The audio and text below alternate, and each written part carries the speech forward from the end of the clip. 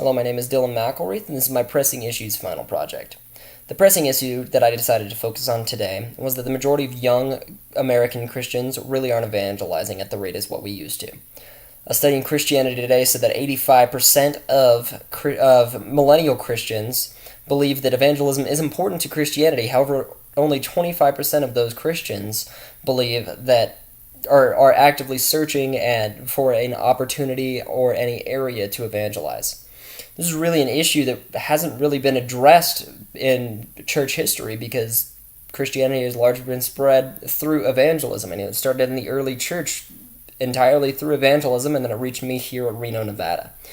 This is going to be a huge issue in church in the upcoming years just because we don't have people that are talking about Jesus as much as they used to. In this, I decided to find different types of evangelism that a modern, we'll say college-age student is able to do on a regular basis just in their daily interactions. I decided to separate these into 4 different types. Now, these 4 different types are excluding forms of, I like to call them extreme evangelism. This is such as, becoming a missionary and moving to Uganda. It's really just supposed to be a daily interaction type of evangelism. Now, the first type is speeches. Now, these can include a sermon. However, most people aren't really giving a sermon every Sunday. This is, a widely not practiced thing. Therefore, we're including speeches in terms of, in your classes, as well as if you're on a speech and debate team, the debates. A large amount of these you may not be able to specifically, go into length and evangelize to people. However, you are able to show the light of the gospel, and you're also able to allude to the gospel throughout those. The next is conversation. This includes street evangelism and something that I like to call coffee shop evangelism. Street evangelism is really where you're just going around, you're just talking to people about Jesus and evangelizing to them. It's incredibly effective because it's face-to-face. It's not it's a very personal type of evangelism. Coffee shop evangelism is where you're able to talk and evangelize to somebody when you're getting a service. For instance, when you're going to get your coffee, you're able to talk to your local barista about Jesus. Or when you're sitting in line buying a Christmas present, you're able to talk to the person next to you. Or when you're in the DMV just sitting there, you're able to talk to somebody and you're able to evangelize throughout those different interactions. The next is writing and music. Now, this can include books, articles, short stories, essays, as well as songs and songwriting. Now, this is a huge topic, and it's a widely available area. So, a large amount of people are relatively good at writing, especially college-age students, because we are continually asked to do, papers and essays. In some of our literature classes, we're asked to write short stories. These are great outlets for being able to evangelize to people. Including the name of Jesus, or just including maybe the story of the gospel or an allegory to the gospel could be incredibly helpful. Music, everyone listens to music, and maybe just the ability to, write or to play music that is Christian is a great opportunity for evangelism.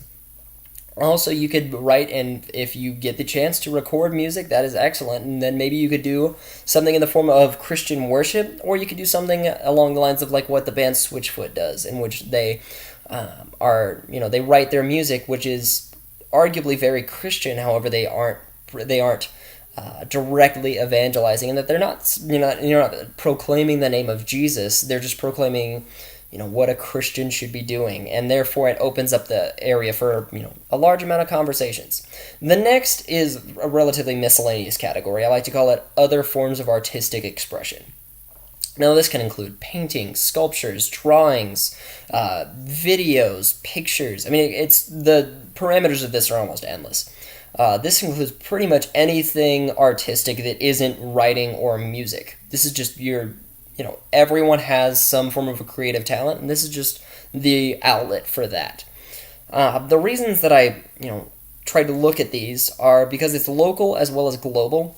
You're able to do all of these on both the local scale and the global scale. You're able to show your art to somebody who's from a different country. You're able to give a speech that could be viewed on YouTube, for instance, across the world, across the country.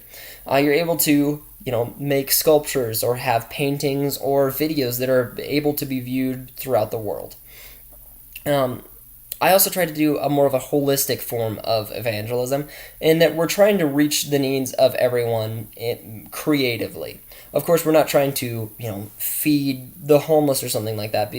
I decided to go against that form of evangelism because it's not a very common interaction that most college age students would experience. But this is talking about, someone who, for instance, loves art and feels like Christianity is just this dry, pit of a religion that doesn't really show any form of creativity.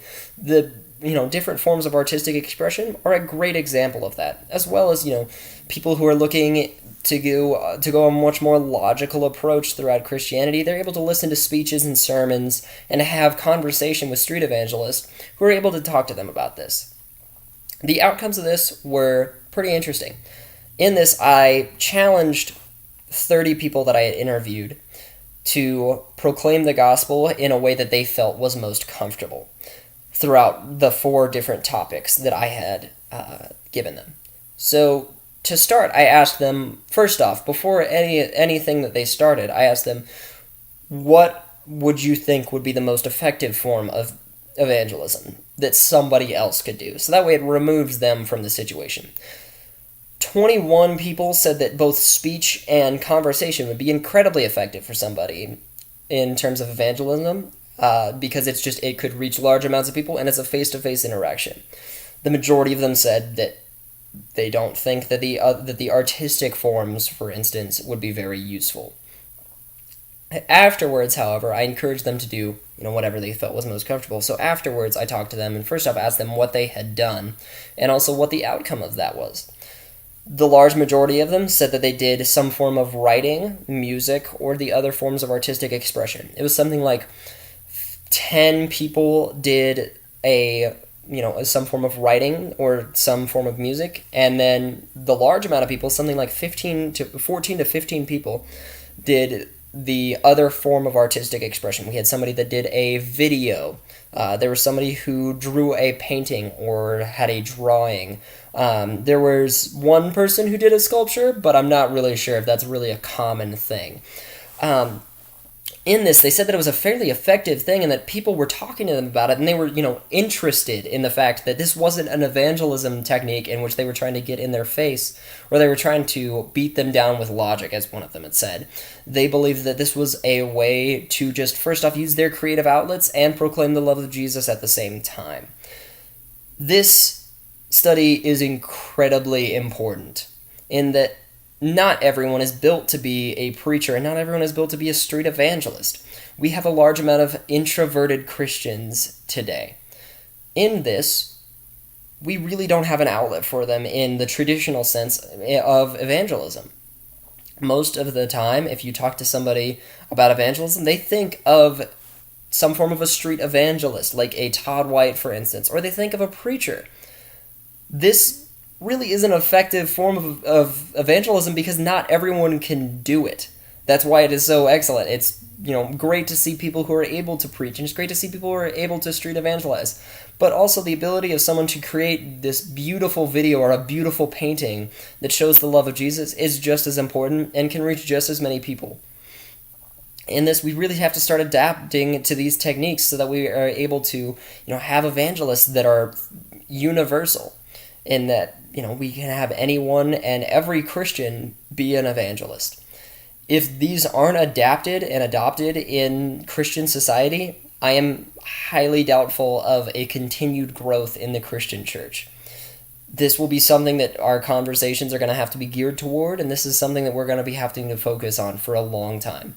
We need to stop focusing so much on the extroverted forms of evangelism in the terms of, continually speaking to people or having to get up and speak in front of large crowds. We need to start adapting to the fact that there are introverts in the world and that Christianity is a religion that loves those people as well as the people who can speak well. I hope that this will help, and I hope that we can start adopting these different techniques of introverted or artistic forms of evangelism. Thank you very much for your time.